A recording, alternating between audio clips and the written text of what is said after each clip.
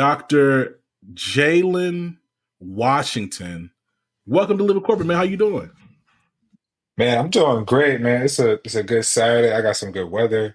I'm trying to, I don't know. It's one of those like that fake fall. So like right now, I'm just excited, man. It's like I want to soak up that last inch of like good time. But man, I'm good. How you doing? Man, I'm doing well. You know, it's interesting.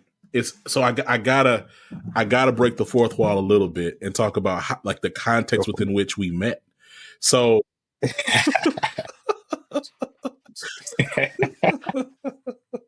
so you and I are both fans of we're both fans of first of all, both fans of just media. And I think I'm not gonna speak for Mhm. you. I believe there's a large subset of folks who engage in like pop culture media, culture podcasts, Mhm. and content as really like a form of escapism and entertainment. And Right. it's funny because I think like so often, so like you and I, so like just to cut to it, like you and I met on the Joe Budden podcast Discord. Right. Right. But and it's funny because I think there's this like assumption that I'm not gonna put Joe Budden content in the same realm as Shade Room, but I think when we Of when we course. talk about when we talk about pop, They get my leg. you Okay. know, it's good. When it comes, we're talking about like pop culture. I think a lot of times it's easy to forget that there are plenty of like quote unquote respectable 9 to 5 entrepreneur business folks, all types of people who engage in that content. I think it's really myopic or reductive to assume like Right. that content is only engaged by a certain group of people. Like, and it was funny because when we met, right, we're all having fun. I think we like you and I like one of the few people that like use our real pictures up in there, just be talking, Yeah. Yeah. Yeah. shooting the whatever.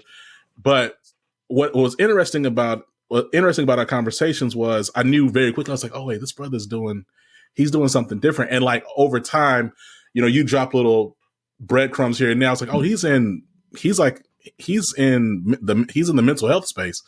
Talk to me about because like you're a younger brother, right? Like I'm a little older than you, but like we're both in our Right. 30s. Right. Like Right. I don't meet a lot of younger. First of all, I don't meet a lot and we have not on Living Corporate had a lot of black therapists, psychologists, psychiatrists, like who are in their early 30s. Like talk to me about your journey in Mhm. in getting into this space and why, right? Like just like let's just start there. Sure, man. Yeah, no, and like you made a great point of even just that side of trying to find. I always say you're trying to find your folk in the corner of the internet Mhm. and just watch the rest of the internet, Yeah. right? But I mean, for me, man, I was an athlete, basketball, baseball.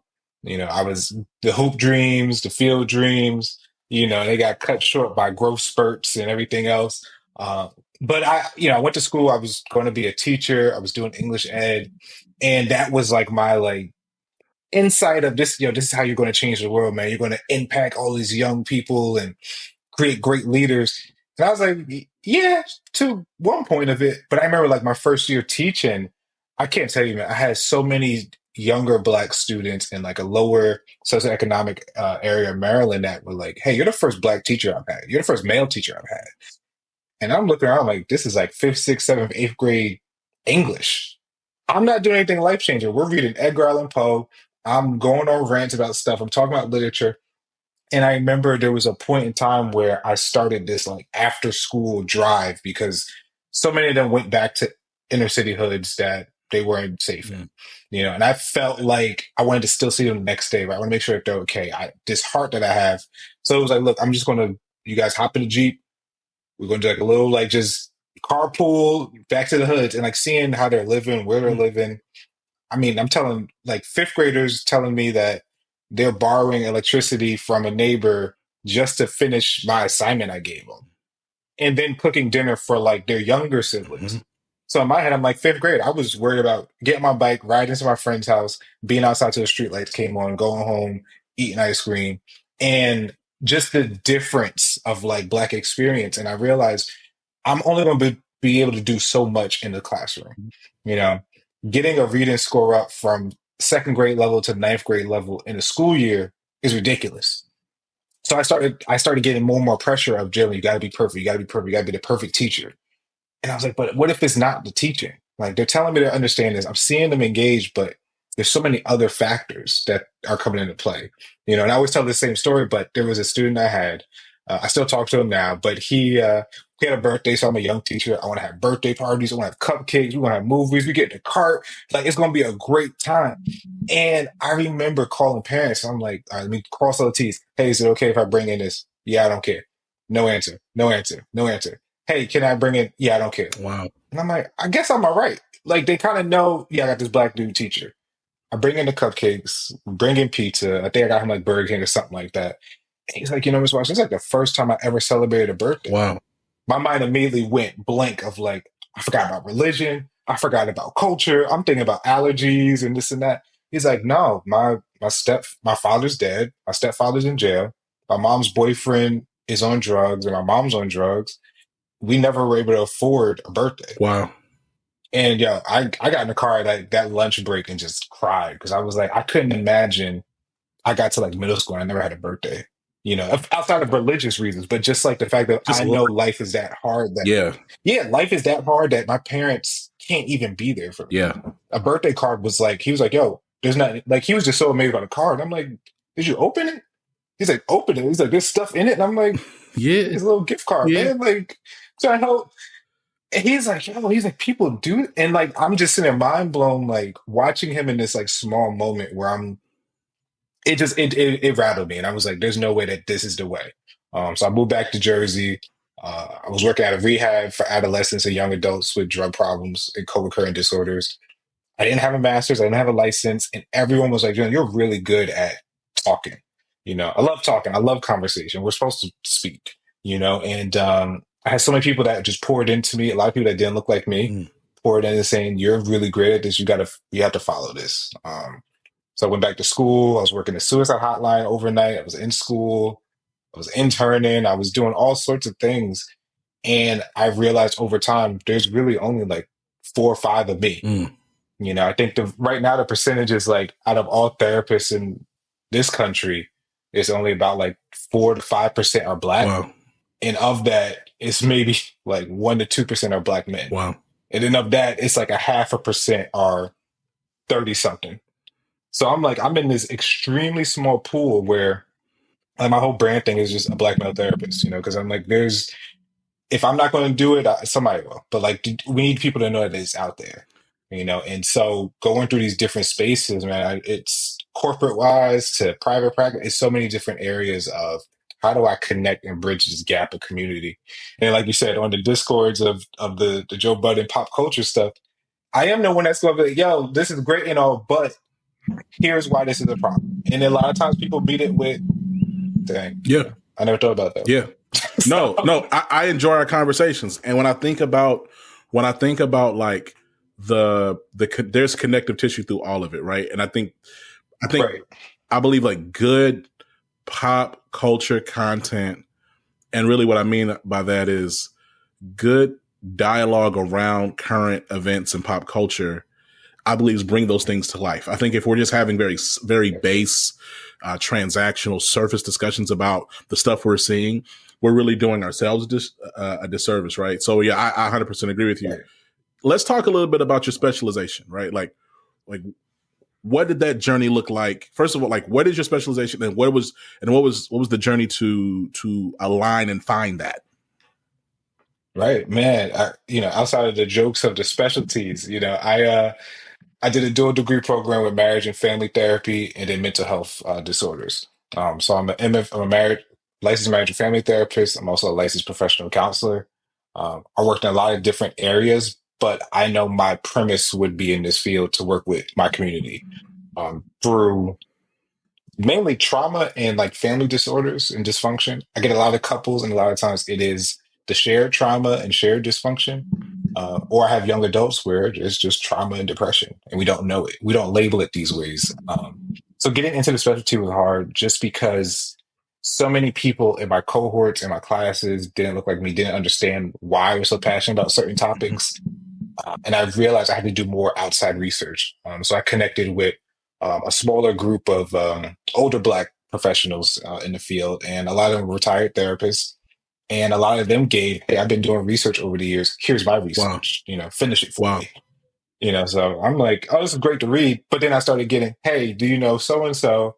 I have some more research to add on top of that. So now I'm collecting, I probably still have it, but it's like a file cabinet of just research through decades and years of the Black experience in the inner Wow. city, in communities, in rural areas. So I was like, this is it. This is the go. So outside of the dual licensure I have, my main focus is Black peoples, Black families, Black couples, and generational traumas. You know, I was excited to have you on for a variety of reasons. One thing I really want to talk about here is this idea of invisible disability. I think so often when we say disability, we think about like something physical, right? Physical. Something Yeah. like clearly identifiable, right? Oh, okay. Hey, you're in a wheelchair. You're Right. quadriplegic. You have you have one functioning eye, right? Something some you have a, like, again, a physical thing that we can see. Right. Right. And to part of the comment you just made, there's also the idea of invisible disability, right? There's a bunch of folks. I'll speak for myself, right? Like, so years ago, so this 2020, we recorded this 2024. So back in like 2019 and 2019, I was diagnosed with depression, and I was diagnosed as bipolar and anxiety and PTSD. And there's various contexts within which those symptoms are triggered, but they exist for me, right? And I remember talking to my therapist, because I went to a psychiatrist, then I went to a psychologist, and then and I really continue like my talk therapy. But I said, man, it seems like I just have a junk drawer of things wrong with me. So first of all, there's nothing wrong with you, right? So like off top, but then two, it's like, well, Zach, you're just really high functioning. So people may not know, but No, right. that doesn't change the fact that if you're not in the right context or you don't have certain needs met, that these things are going to become a real problem, right? And so, because what happened for me was I was carrying all these things are real for me, but then the stress of the micro and macro aggressive just nature of my job in corporate America created an environment that really exacerbated those the conditions I have. And so, Absolutely. and so I thought about that, and I was like, wow, like, man, like I'm over here just like living like I got a child. At that point, I just had my oldest. I didn't have my second one yet, and so we're just over here. I'm moving. I've got a job. I'm doing this. I'm doing this. I'm doing that. I'm going to church. I'm talking to my family. I'm whatever. Right? I'm laughing. I'm joking. All the while, like, man, I'm really struggling. And but again, I didn't know that.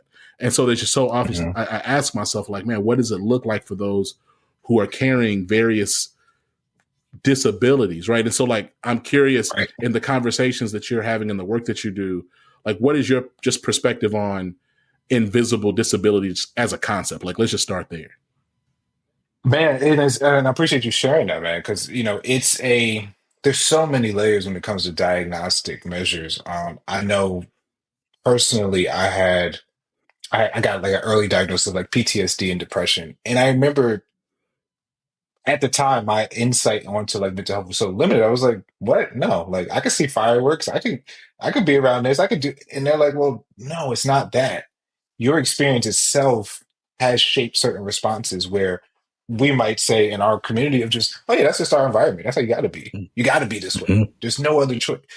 Like I know a big thing that started mine was being stopped by, two white officers in the South. In my head, I'm thinking, all right, this is typical here. I'm turning this way. I don't see anybody. I turn back this way. Here's a shotgun.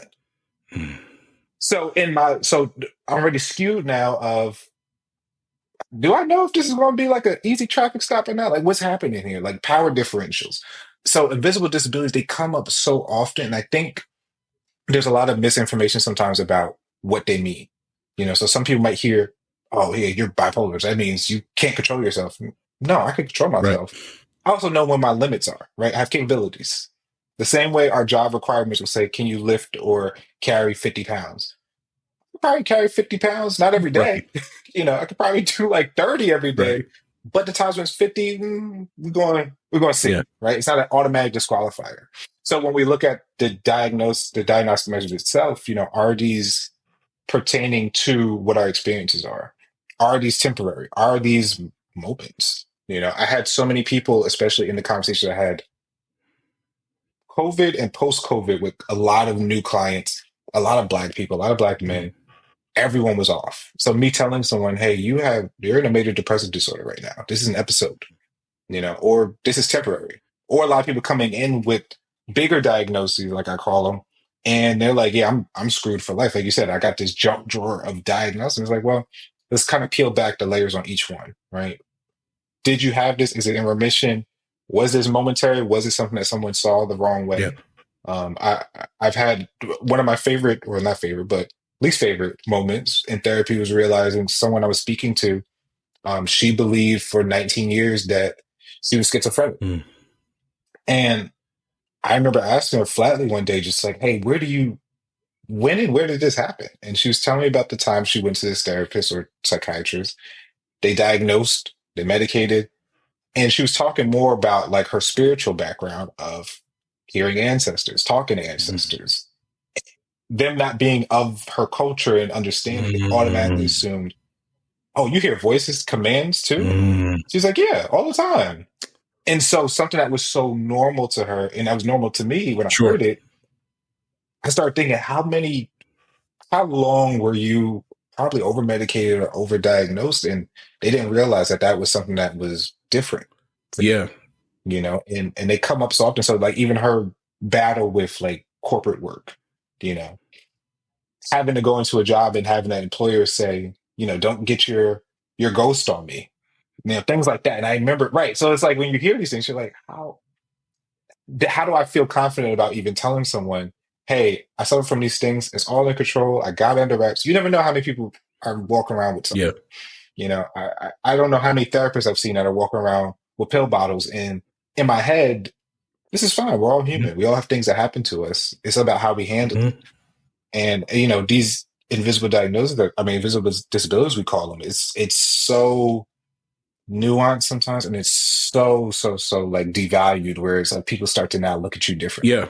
versus understanding, hey, what ticks you up? Just so I know, right? Not in a confrontational way. I just want to know so I know how to treat Yeah. you. I mean, like, just like let's say, like, just engage each other as human beings. It's interesting. We had I have so many different experiences in this space when you think of in terms of visible, invisible disability and health, mental health and wellness. I'd never forget. So I found a psychiatrist, and this is no shade to the psychiatrist, because psychiatrists, a lot of times the way that they're trained, and they're trained to diagnose and to prescribe, right? So it's like I'm not shading that. I think I was so eager to just understand and get help that had I probably paused and had more conversation with other people, I maybe would have done a different path. But maybe, Maybe. but anyway, so I'm sitting down with a psychiatrist, Black man, and we're having a conversation, and I'm describing things, and again, like, this is probably the most toxic, high stress environment I have ever been in. And so I'm talking to him Mhm. about, the things I'm I'm hearing, and I'm like just the auditory hallucinations, and I'm talking about, like, the panic attacks I'm having, and I'm talking about these really low lows I have, and then these really odd high highs where I feel like I can just do everything, Do right? anything. And Right, it's like, right. man, like, what is that? Like, there'll be times when, like, I just be in bed all day. There'll be times where I might not sleep for 2 days. It's like, what is going on? And so I remember at one point we paused. He asked me a question about self harm, and I paused and I said, because at this point I had dropped mad tea. Like, I was giving it up, right? I, Don't you hate that? It's like, oh man, I gave this person all the 70. Like, right, and that's all. whoa, whoa, whoa, He like where he this like going? he just kept on he just kept on writing. I said, man, I said, hey yo, and I paused, and it was almost like I had it's like I had a fourth wall moment of like, hey, wait a minute. I said, hey, I'm gonna be honest. I have more to share, but I'm concerned that if I say too much, you're going to like put the straps on me Right. and soft socks. And he got quiet and he said, well, my job is to support your care. So, and like he didn't like deny. And I just and I remember I just looked at and like and it reminded me of that. Well, I mean, I don't know. Diddy is just so infamous for other reasons now, but it did remind me of that meme of that dude staring him down, and then we looking at each other like. So you gonna say it? And so, but at the same time, like man, like I really would encourage, man, like this idea of diagnoses is like. It's so important because I did get some diagnoses. I got a litany of diagnoses, but he was like the third person I had spoken to at that point, right? I was spoken to and I'm privileged, right? Because I have a network and I have insurance and I have money, a little bit of cash, I don't want to fuel any rumors. I have a little inside joke, y'all, in the Discord. Everybody be making jokes about me having a bunch of bread. I am not breaded like that, y'all. I have several children. So, but the point is, I have access. I have starting at the top of this conversation. Right. You have means. I have means. And exponentially more. Like really, to your point about like all Black experiences are not the same. Like I did not grow up poverty class. I grew up lower middle class. And so, and since then, I'm now like firmly middle class. And so. I had my general physician, like my primary care physician. Right. Then I had my therapist. Then I had a psychiatrist. Then I had another therapist. And so like I did a lot of like, hey, here's what I got. Here's how it makes me feel. Mm-hmm. Here's what I'm thinking. What do you think?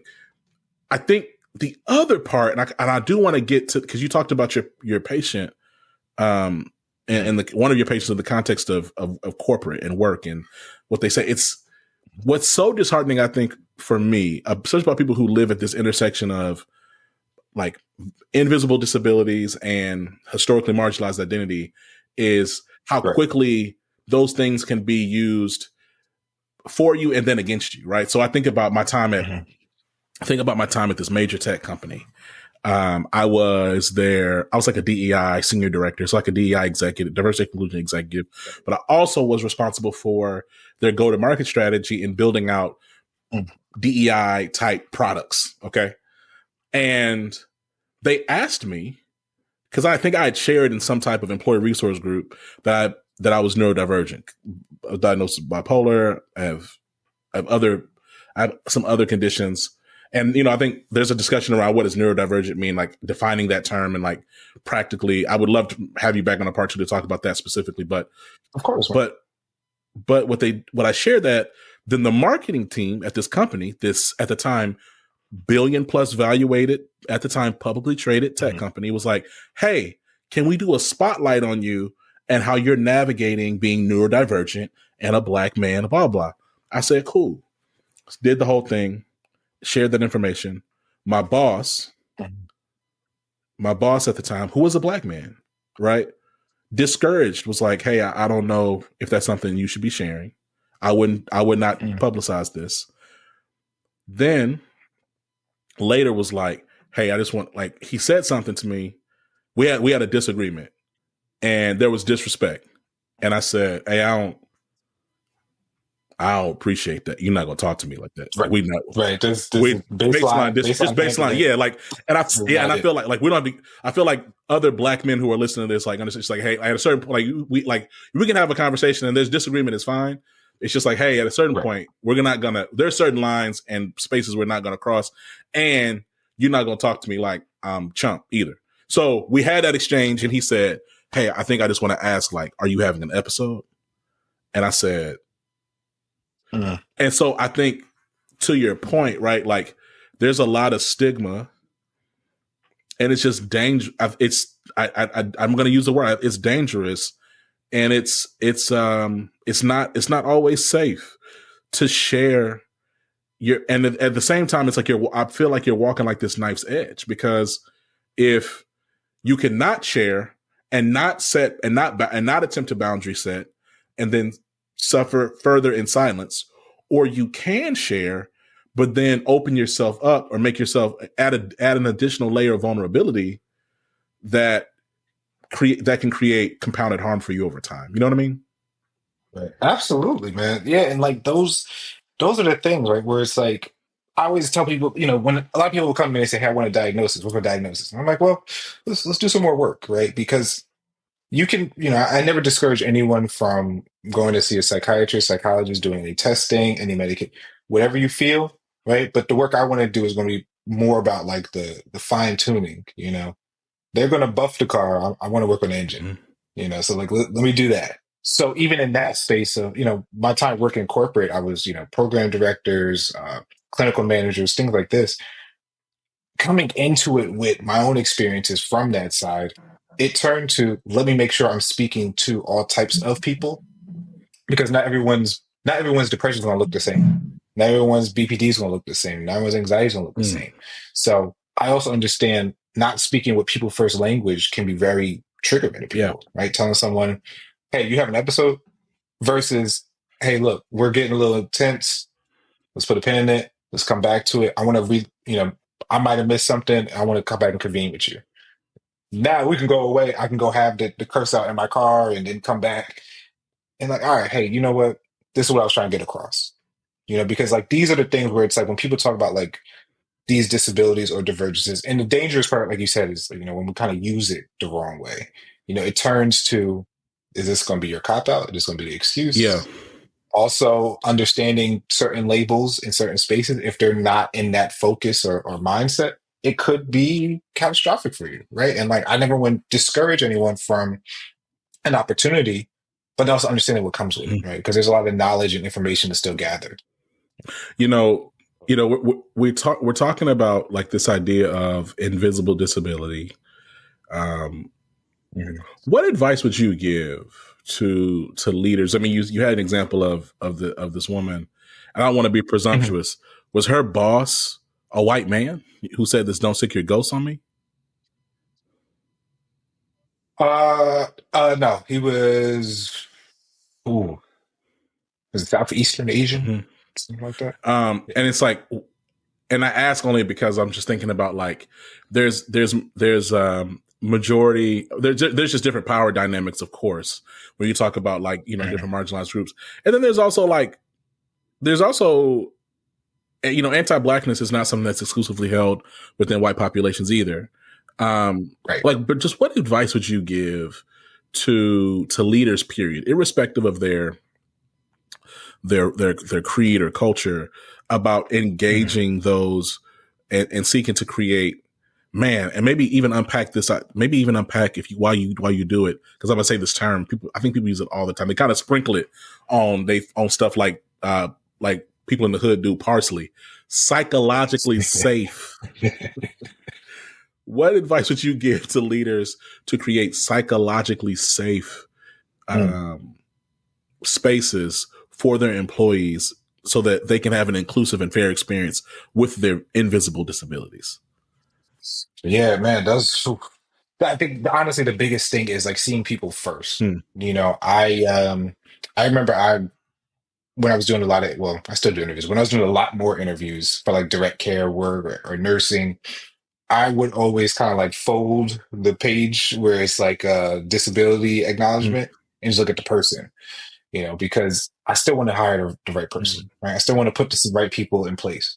But then if it came a point of, managing different sectors of staff and I noticed that there were issues, let me pull each person in and kind of hear them out, right? I don't want to dictate at this point because my dictation is probably not going to change anything besides add fuel to it where somebody could say, yeah, well, Jalen said, Mm. and now I'm in the middle, right? But hey, Zach, what's going on for you? Okay. Hey, Bob, what's going on for you? Like, I want to hear all these things and then take it into account. To me, it sounds like this, Mm. right? It sounds like here's a power dynamic. Here's something that, for whatever reason, is bothering you. I want to get you two together and just, can we like hash out like how to get to like a minimal respect level? Mm. So I always look at seeing people before their disorders, but also the thing of if it feels like, I always say this to new directors, if it feels like the bad psychiatrist or therapist in like a Netflix or any movie or show, don't do it. Mm. Like they paint us out a lot of ways that I always hate, man, and I won't rant about it. But there's certain things that they'll say, and I'm like, somebody's gonna think this is how I will probably talk to them. Mm, I would never tell somebody this. I would never say this thing because that actually goes against what I'm trying to do. mm. So let me talk to the person first. Let me talk about what they might need. Let me check if they're hungry, sleepy, tired, angry, or upset. If they're any of those, let's address that. And now then we want to come back and talk about it because there are things to have when it comes to facilitating discussion with people. And COVID kind of exacerbated some of it of I got lower tolerance now. Know yourself. I was very big on, hey, if we're going to have a very possible negative discussion about performance, I don't want to be in a boardroom. I don't want to be in an office. Can we go for a walk? Like, I want to be in a better space because I kind of want to be able to at least get to an end somewhere, And if it came to like termination or something, hey, I never want to have this be I hate you, you hate me, and that's fine. Yeah. Kick rocks, right? But more about, hey, what could I have done better? Mm. Even in the conversations as like progressive discipline, like what can I do better in this moment to help you? I want to make sure you're seen and your voice is heard here. There might be things I got to say no to just because of policy, right? But there might be things where we can kind of sort of work together on making this a better space for you. So we're talking about being psychologically safe. We want to include people on the conversation. I had a lot of people at the hospital that were wearing scrubs before they said it was okay to wear scrubs. And a lot of times the scrubs weren't really scrubs. They were sweatpants and hoodies. And somebody said it was a religious thing. And I remember I so badly when it was like two people I was looking, I was like, me and you both know that is You cap. nothing. But hey, okay. I don't want to insult you, but I'm gonna talk to you on the side as a person. Hey, look, let's not make my job harder, right? Because if someone else saw this, I might be okay with it. But again, my main purpose is safety, right? I don't want to say I have to replace a Ferragamo hoodie. Right. Sorry, like I care about you, right? We keep it at home. We get something else. But if someone were to come in that didn't know you and were replacing me for the day, what do you think the conversation would be like? I want to make sure that you're seen in your best light because they're going to not notice all the great you're doing at work. They're going to notice this Right. image. Which is also out of It policy. is a religion.